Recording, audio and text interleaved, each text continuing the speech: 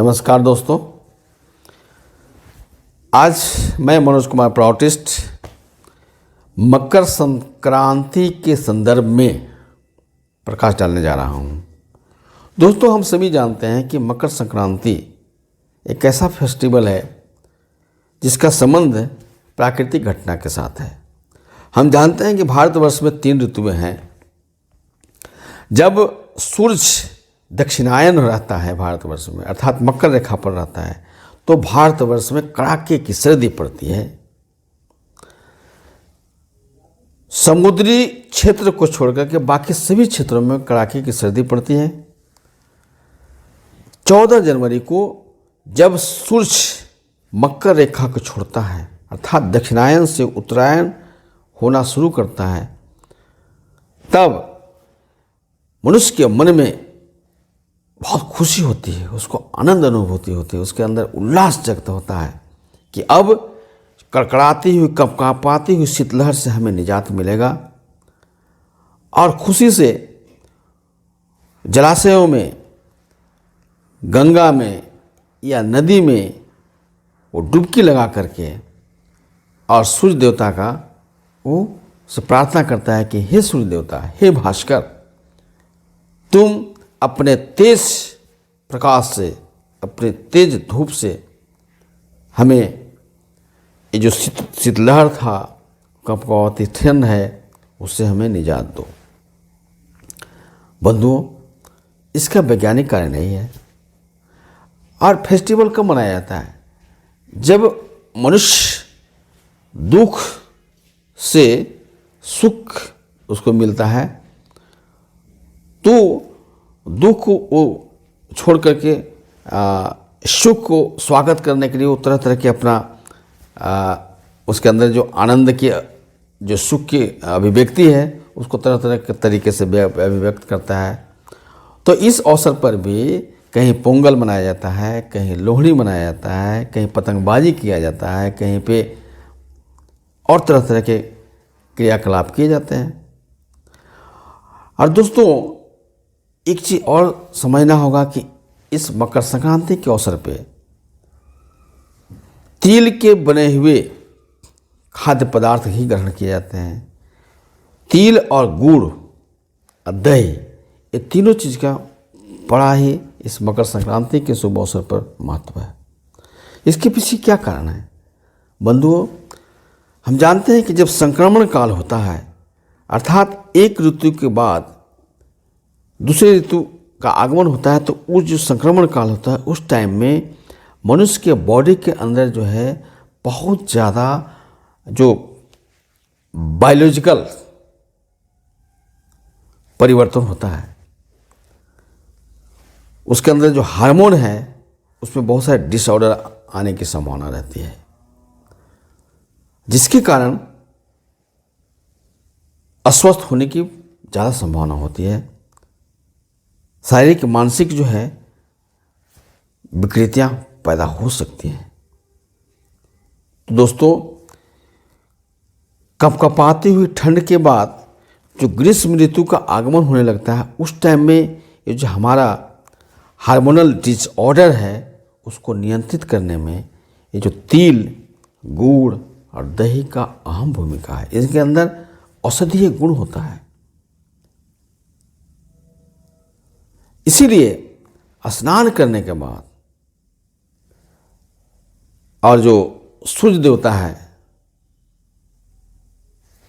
उसकी प्रार्थना अर्चना करने के बाद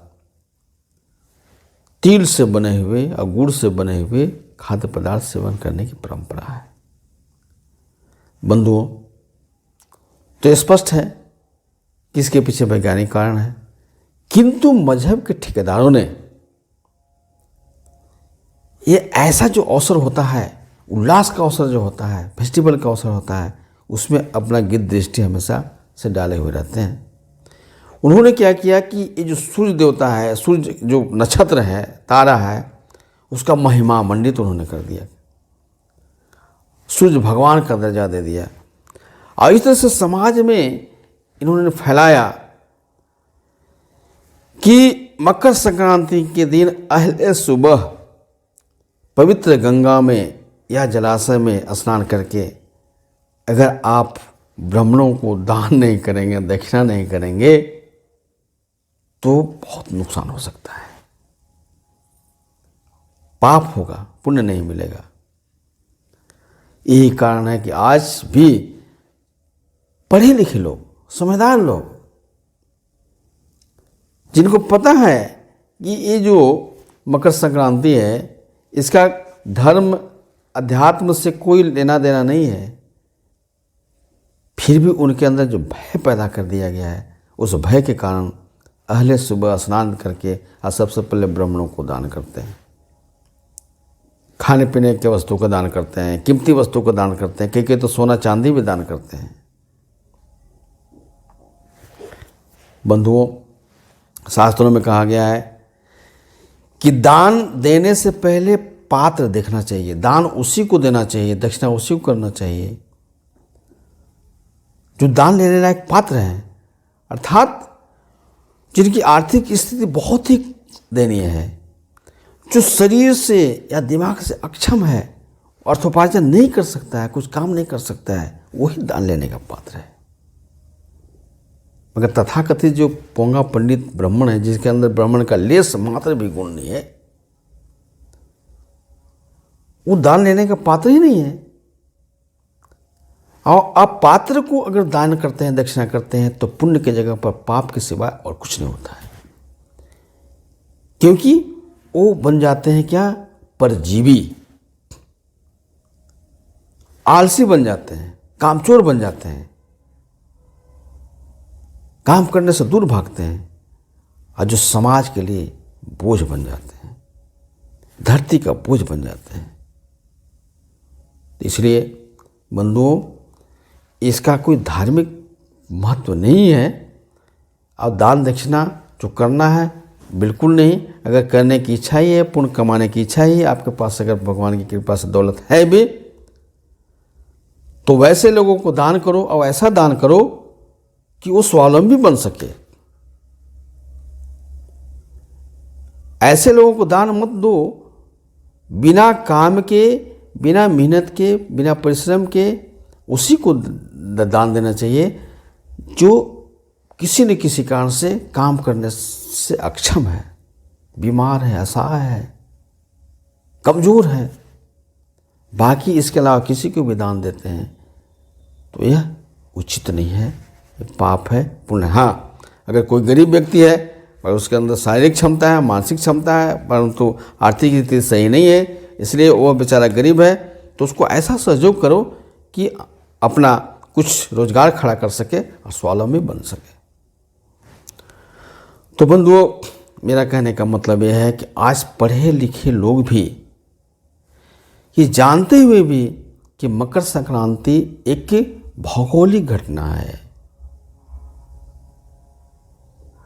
फिर भी वे ये ब्राह्मणों के द्वारा जो बुना गया जाल है, मुहूर्त देखते हैं। ब्राह्मण कहते हैं कि इस मुहूर्त में स्नान करके दान करोगे तो बहुत पुण्य मिलेगा, बहुत सुफल मिलेगा।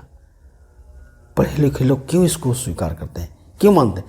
क्योंकि शिक्षा में खोट है, आध्यात्मिक शिक्षा का अभाव है। आज की शिक्षा में आध्यात्मिक शिक्षा नहीं रहने के कारण लोगों के अंदर जो है वो क्या अच्छा है क्या बुरा है उसमें अंतर करने की क्षमता नहीं रहती है,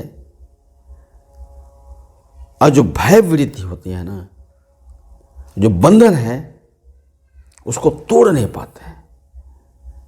तो दोस्तों, ये जो बंधन है, ये पास है, जो बुद्धि है, लेकिन वो जो पाश है, बंधन है, भय है, उसको तोड़ नहीं सकता है। उसको दूर करने के लिए आध्यात्मिक शिक्षा बहुत आवश्यक है। ये जो भौतिक दुनिया के बारे में जानना है, पर जो आध्यात्मिक ज्ञान अर्थात योग, साधना, आसन, प्राणायाम, जमनियम, ये करना बहुत जरूरी है। तभी संपूर्ण कल्याण हो सकता है, व्यक्ति का भी, समाज का भी, देश का भी और पूरे संसार का। तो दोस्तों, मैं समझता हूँ कि मैं जो संक्षेप में मकर संक्रांति के संदर्भ में जो मैं प्रकाश डालने की कोशिश किया, आपको समझ में आ गया होगा। और हमें उम्मीद है कि अब से आप जो हैं, जो ब्राह्मणों के द्वारा जो जाल बोया गया है, मजहब के ठेकेदारों के द्वारा जो जाल बुना गया है, उससे बाहर निकलेंगे। वीडियो कैसा लगा आप ज़रूर कमेंट करें, लाइक करें, शेयर करें और सब्सक्राइब जरूर कर दें